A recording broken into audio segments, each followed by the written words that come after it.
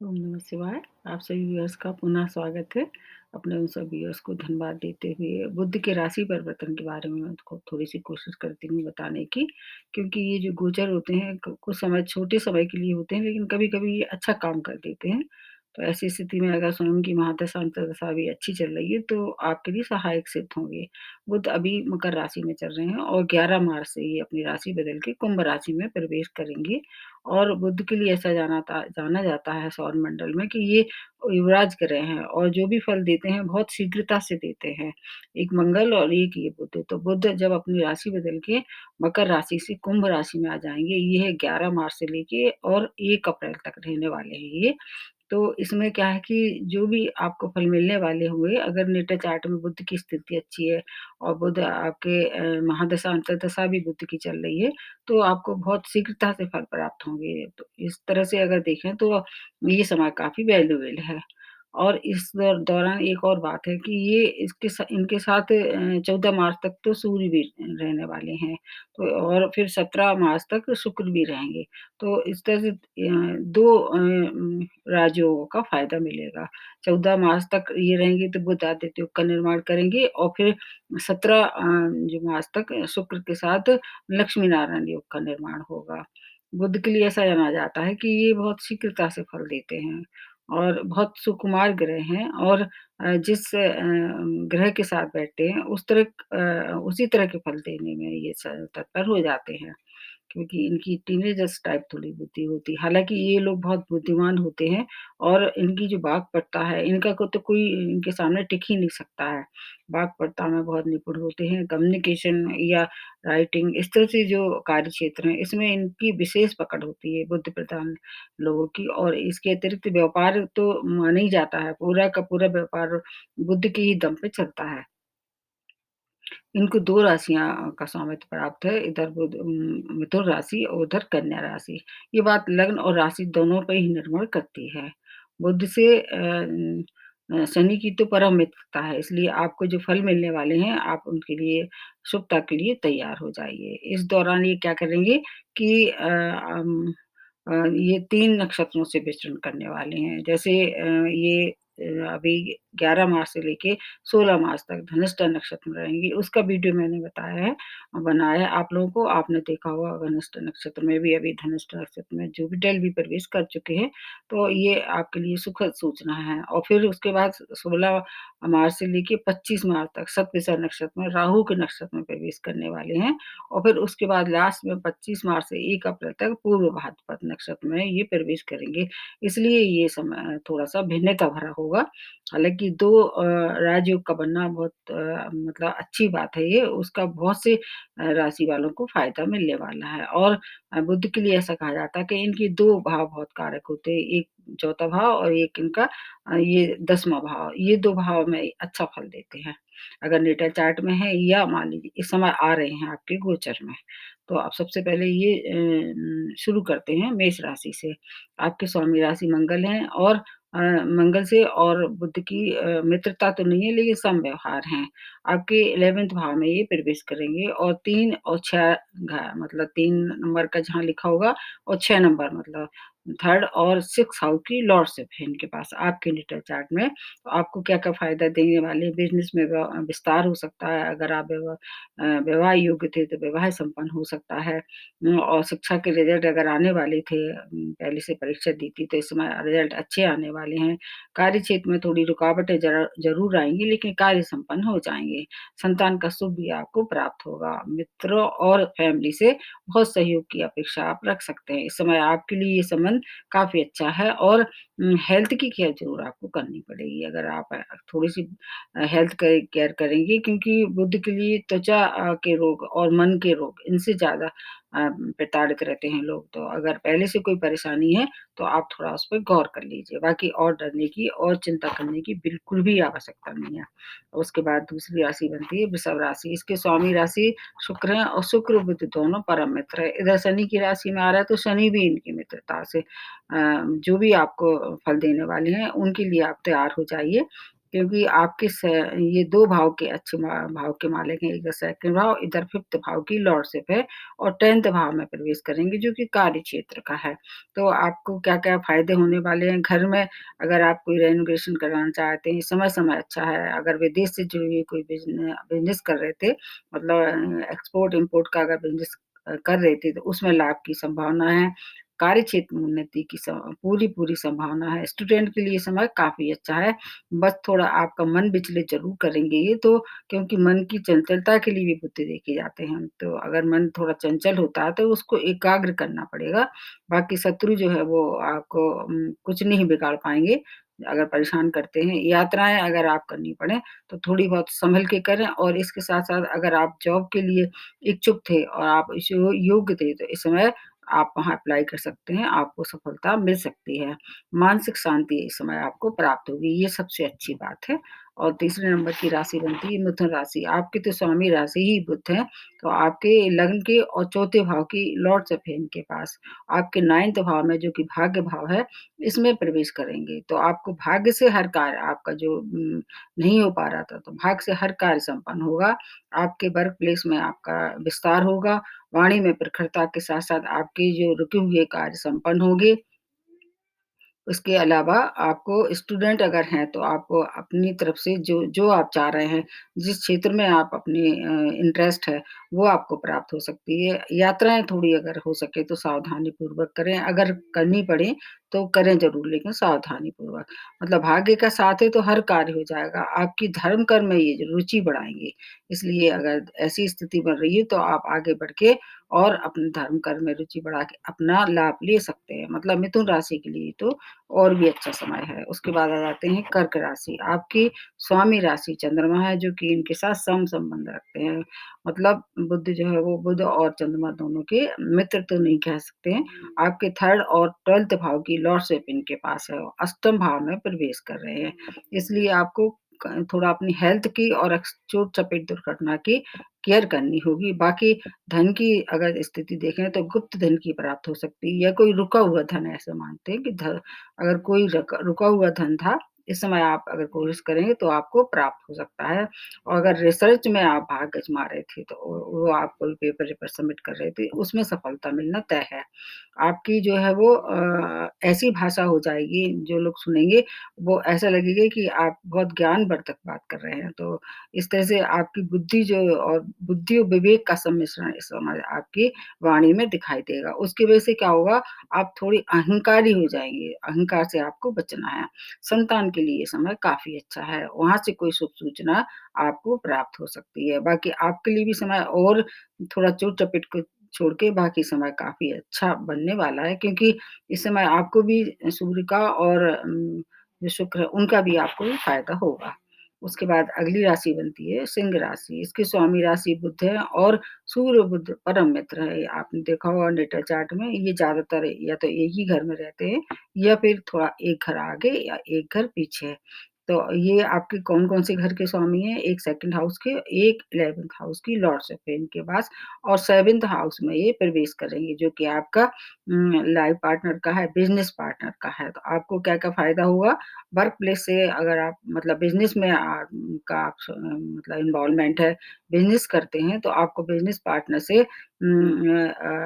मतलब कुछ न कुछ आपको अच्छा सहयोग जो पहले नहीं मिल पा रहा था, उस सहयोग से आपको क्या होगा बिज़नेस में विस्तार होगा और धन का लाभ भी होगा।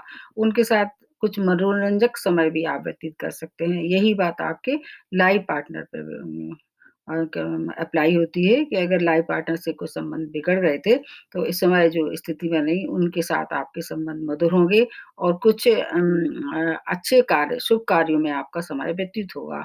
व्यापार में विस्तार से आपको जैसे मैंने बताया कि धन का लाभ होगा और आपको क्या करना है कि इस दौरान किसी से भी चाहे लाइफ़ पार्टनर हो, बिज़नेस पार्टनर हो या कोई भी अन्य हो, उससे वाद-विवाद नहीं करना है, अन्यथा आपको उस वजह से धनहानि हो सकती है। इस बात का आपको विशेष ध्यान रखना है, तो आपके लिए भी ये समय सुखद है। उसके बाद अगली राशि बनती है कन्या राशि, आपकी स्वामी राशि ही बुध है और आपके लग्न तथा के ये 10th भाव के लॉर्ड्स है इनके पास और 6th भाव में ये प्रवेश करेंगे। तो आपको क्या-क्या फ़ायदा कराने वाले हैं, आपको थोड़ा शत्रु ऋणों से जो अगर हैं आप ऋण में हैं और शत्रु आपको परेशान कर रहे हैं, थोड़ा और ज़्यादा परेशानी हो सकती है क्योंकि रोगों के लिए ये समय आपके लिए प्रतिकूल है, रोग की वृद्धि दिखाई दे रही है। हालाँकि अगर स्टूडेंट हैं, तो आपको स्टूडेंट के हिसाब से देखें तो समय बहुत अच्छा है। शिक्षा प्रतियोगिता में अगर पार्टिसिपेट कर रहे हैं, तो आपको उसमें सफलता मिलेगी और नए-नए लोगों से आपको संपर्क बनेगा। इससे क्या होगा कि आपका वर्क प्लेस में अगर कोई काम अटका हुआ था, तो वो संपूर्णता की ओर जाएगा। ऐसे वर्क प्लेस जो पुलिस में या फ़ौज में काम कर रहे हैं, उनके लिए ये समय बहुत अच्छा है। शत्रु ज़रूर आपको परेशान करने की कोशिश करेंगे, लेकिन आपका कुछ बिगाड़ नहीं पाएँगे। इसलिए आपको थोड़ा-सा अपना एक्स्ट्रा अलर्ट रह के अगर काम करेंगे, आपके लिए भी समय काफ़ी अच्छा है। स्वामी राशि है, इसलिए आपको पूरा लाभ देने वाले हैं। और उसके बाद आ जाते हैं तुला राशि, आप पे ढैया का प्रभाव चल रहा है इस समय।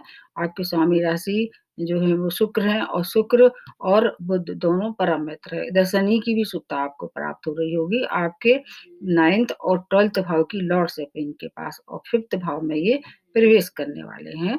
मतलब अब 11 तारीख से व्यय की अधिकता, इसकी वजह से क्या होगा व्यय की अधिकता हो सकती है और इससे आपको मानसिक क्लेश होगा। अब ऐसे लोग जो कि कम्युनिकेशन से जुड़े हुए हैं, उनके लिए समय काफ़ी अच्छा है।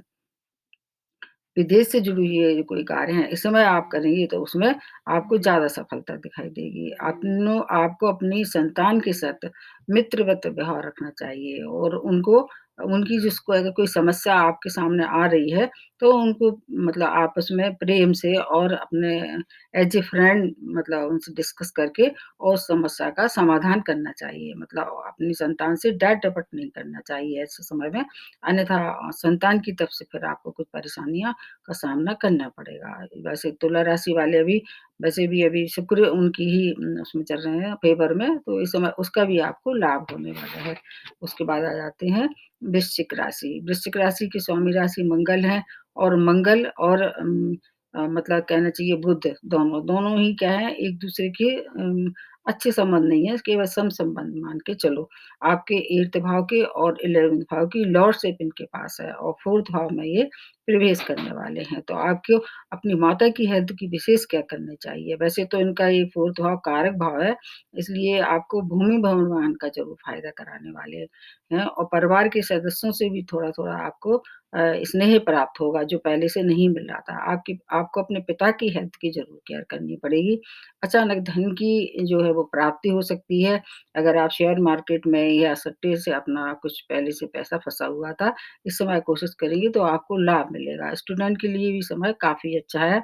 आपका कुछ ऐसे सीनियर या आपसे जो उच्च अधिकारी हैं, आपके ऊँचे पद में काम करने वाले हैं आपसे, उनसे आपका संपर्क बनेगा और वो संपर्क आपके लिए भविष्य में कैसा होगा शुभ मतलब लाभप्रद रहने वाला है। इसलिए अगर ऐसी आप कोई ऐसे सज्जन से मिलते हैं जो सीनियर ऐज में है, आपसे ज़्यादा ऐज में है, तो उनका सम्मान कीजिए, मतलब उनसे सलाह लीजिए, उससे आपको फ़ायदा होगा। ऐसे संकेत आ रहे हैं। उसके बाद आ जाते हैं धनु राशि जो कि बृहस्पति की राशि है। बुध और बृहस्पति के संबंधी सम ही है और आपके 7th और 10th भाव की लॉर्डशिप इनके पास और 3rd भाव में ये प्रवेश कर रहे हैं। बहुत कारक नहीं होता है। बुध के लिए ऐसा माना जाता है जो इवन नंबर की जो राशियाँ होती हैं, उनमें ज़्यादा अच्छा फल देते हैं ये। वो घर भी हो सकते हैं आपके, हाउसेस भी हो सकते हैं। तो आपको क्या-क्या फ़ायदा होगा? आपको कुछ जैसे 10th हाउस इनका कारक भाव है, तो नए लोगों से संपर्क होगा। हो सकता है कार्य से जुड़ी हुई कुछ अच्छे शुभ सूचनाएँ आपको प्राप्त हों और आपको समाज और परिवार में आपकी जो है वो मान प्रतिष्ठा में वृद्धि होगी। स्टूडेंट के लिए समय काफ़ी अच्छा है ये। अगर आप मीडिया से जुड़े हैं या राइटर हैं या बैंकिंग क्षेत्र से आपका संबंध है, तो आपको मतलब अच्छी सूचना प्राप्त होंगी, अच्छी सफलता प्राप्त होगी। आपको क्या है आत्मविश्वास जो है वो नहीं खोना है। ऐसे में आपको ये लग रहेगा कि अनजाना भय आपको सताता रहेगा, जो क्या है वो केवल निरर्थक होगा। एक्चुअली में हुआ कुछ नहीं, आपको केवल एक अनजाना भय सताता रहेगा कि उस भय से आपको अपने आप को दूर रखना है या बचा के रखना है। तो आपके लिए भी समय काफ़ी सुखद है। वैसे तो आप पे भी साढ़े 7 ही चल रही है, लास्ट फेज़ है, तो धन की तो आपको इस समय खूब प्राप्ति होने वाली है। धनु राशि इस मामले में इस समय लकी हैं। उसके बाद आ जाते हैं मकर राशि, आपके स्वामी राशि शनि है जो कि इनके परम मित्र हैं। बुध और शनि एक-दूसरे को शत्रु नहीं मित्र मानते हैं। और आपके 6 भाव के और 9th भाव के लॉर्डशिप इनके पास आपके 2nd भाव में ये प्रवेश करेंगे। तो आपको क्या-क्या है, नई चुनौतियों का सामना आपको करना पड़ेगा और लेकिन कार्य क्षेत्र से जुड़े हुए कोई कार्य हैं, तो इस समय आप उनमें सफलता मिल सकती है। बहुत से अगर संबंध कुछ गड़बड़ चल रहे थे, तो वो अच्छे संबंध हो सकते हैं। यात्राएँ भी अगर करनी पड़े तो कर लीजिए, हालाँकि यात्रा में थोड़ी-सी आपको सावधानी रखनी पड़ेगी। इस समय वैसे भी नहीं करना चाहिए यात्रा, अगर ज़रूरत हो तभी करना चाहिए। स्टूडेंट के लिए भी, आपके लिए भी समय बहुत अच्छा है, शिक्षा में उन्नति के आसार नज़र आए हैं और नए प्लेस पे आप जाके कहीं एन्जॉय करेंगे या मित्रों के साथ या आपके परिवार के लोगों के साथ। ये समय आपके लिए मनोरंजक वाला है, मनोरंजन आपके पीछे-पीछे जाएगा। जहाँ भी आप जाएँगे, आपको वहाँ पर थोड़ी-सी हैप्पीनेस प्राप्त होगी। इसलिए आपको साढ़े साती होने के बाद थोड़ा-सा रिलीफ़ महसूस होगा। उसके बाद आ जाते हैं कुंभ राशि। कुंभ राशि आपके स्वामी राशि भी शनि है, जो कि इनके मित्र हैं और आपके 5th भाव और 8th भाव की लॉर्डशिप इनके पास है। तो और आपके लग्न में ही ये प्रवेश कर रहे हैं, आपकी राशि में ही ये प्रवेश कर रहे हैं। आपको क्या-क्या फ़ायदा होगा? आपके लिए बहुत अच्छी स्थिति है। आपके नए कार्य में आप इस समय प्रारंभ कर सकते हैं, लेकिन कार्य प्रारंभ करने के पहले आपको पूरी जानकारी लेना चाहिए क्योंकि आप भी साढ़े साती के इफ़ेक्ट में हैं। और इसके अलावा कर्ज़ का लेन-देन भी अगर करना है तो सोच समझ के करें। संतान के लिए बहुत अच्छा समय है, वहाँ से कुछ शुभ सूचनाएँ प्राप्त हो सकती हैं। कार्यक्षेत्र पे भी आपको कुछ न कुछ अच्छी सूचना प्राप्त होगी अगर आप ईमानदार रहें, मतलब बेईमानी आप करेंगे तो शनि आपको फिर दंडित कर सकते हैं। जॉब में अगर प्रमोशन ड्यू था तो जॉब में प्रमोशन की भी संभावना बनी हुई है और अगर आप मतलब ये आपके इस तरह से खर्च करेंगे जो व्यय इस समय ऐसा दिखाई दे रहा है कि व्यय की कहीं अधिकता दिखाई दे रही है, तो आपका मानसिक क्लेश हो सकता है। व्यय पे नियंत्रण करना होगा। साढ़े 7 ही है, इसलिए आपको थोड़ा-सा ऐसा करना चाहिए, कोई भी कार्य सोच समझ के और व्यय की अधिकता के कारण अगर मानसिक क्लेश हो रहा है, तो वो आपके हाथ में है कि व्यय पे नियंत्रण करें। तो आपके लिए भी समय फिर इतना खराब नहीं होगा। उसके बाद आ जाते हैं मीन राशि। आपके स्वामी राशि बृहस्पति हैं और बृहस्पति और बुध के भी संबंध समी हैं। आपके चौथे और 4th भाव की लॉर्डशिप है, तो और 12th भाव में ये प्रवेश करेंगे। तो क्या होगा? पैतृक संपत्ति से तो आपको लाभ होगा। लाइफ पार्टनर की हेल्थ की थोड़ी-सी ज़रूर केयर करनी पड़ेगी। कोर्ट केस वगैरह में अगर आप इन्वॉल्वमेंट थे, तो वो आपको आपको कोशिश करना चाहिए कि अगर इस समय टाल सकें, तो उसको थोड़ा आगे के लिए टाल दें। विदेशों से आकर आप व्यापार कर रहे थे, तो उससे लाभ होगा और जॉब में भी आपको भी कुछ न कुछ प्रमोशन की संभावना जो पहले से नहीं हो पा रही, इस समय करेंगे तो उसमें सक्सेस मिल सकता है। और व्यय इतना ज़्यादा मत कीजिए कि आपको स्वयं को मानसिक तनाव होने पड़े, क्योंकि 12th भाव वैसे विदेशों का है, आपकी नींद का भी है। इस समय आपकी नींद को भी ये प्रभावित कर सकते हैं, अगर नेटल चार्ट में इनकी स्थिति अच्छी नहीं है। जैसे मैंने बताया कि ये जो मतलब छोटे-छोटे से गोचर होते हैं, वो काफ़ी कई बार बहुत अच्छे परिणाम दे जाते हैं। लेकिन इसके साथ-साथ इस बात का भी ध्यान रखना होगा कि आपकी स्वयं की नेटल चार्ट में इस समय कौन-सी दशा, महादशा, विषुवतरी दशा चल रही है और नेटल चार्ट में ग्रह की स्वयं की कितना पावरफुल है, किस राशि में है और किस भाव में है। इस समय तब आपको फिर उससे मिला के सही निर्णय लेना चाहिए क्योंकि ये कॉमन सा होता है, इसमें भी मैंने देखा कई लोगों को फ़ायदे हो जाते हैं। फिर भी कोई परेशानी है तो आपको क्या करना चाहिए, इनकी सबके लिए मैं एक मतलब एक कॉमन सा बता देती हूँ, जैसे गणपति की आराधना सर्वोपरि है, हरी चीज़ों का दान करना चाहिए, स्वयं हरे वस्त्र का भी आप धारण कर सकते हैं और गाय को चारा खिलाना चाहिए और सबसे अच्छी बात मैं आपको बता देती हूँ, अगर आपके आस-पास कोई किन्नरों की बस्ती हो या किन्नर आपको कभी अचानक मिल जाएँ क्योंकि ये भी सौभाग्य होता है। कभी जो किसी को कोई किसी के संग अच्छा कुछ होने वाला होता है, तो परिस्थितियाँ भी वैसी ही बन जाती हैं। अगर कोई अचानक आपको किन्नरों से आप मतलब आस-पास रहें या मिल जाए, उनको आप बिल्कुल निश्चित रूप से आपको फ़ायदा होगा उनकी अगर आप इस समय कोशिश करें, उनकी मदद करें। अगर अपना आपके जितनी आपकी सामर्थ्य है, ऐसा नहीं है कि आपको बहुत सारा कुछ देना है उनको, कम से कम भावना ही अच्छी रखें क्योंकि ऐसा देखा जाता है कि कुछ लोग जो है किन्नरों को बहुत हेय दृष्टि से देखते हैं, तो ऐसी स्थिति में आपका बुद्ध कमज़ोर होता है। इसलिए उनको कम से कम अपनी भावना अच्छी रखें। लेना-देना तो अगर कर सकते हैं तो ठीक है, नहीं तो उनको हेय दृष्टि से ना देखें। इसलिए ऐसी बातों को आप अपने मन में हमेशा के लिए रखें और अपने आगे वाली जनरेशन है, उनके लिए भी मतलब ये बात आगे ट्रांसफ़र करना चाहिए, क्योंकि वो भी एक इंसान है, उनके पास भी सब कुछ वैसे ही है जो हमारे पास है। थोड़ा-सा वो अपने कर्मों की वज़ह से जिसको कहते हैं पास्ट लाइफ़ कर्म, उसकी वज़ह से थोड़ा-सा वो इस जन्म में जो भी कुछ परेशानी है उनके सामना कर रहे हैं, उनकी जितनी हो सके आप उनको मदद करना चाहिए, उससे आपका बुद्ध मजबूत होगा। तो आज के लिए इतना ही, नमस्ते और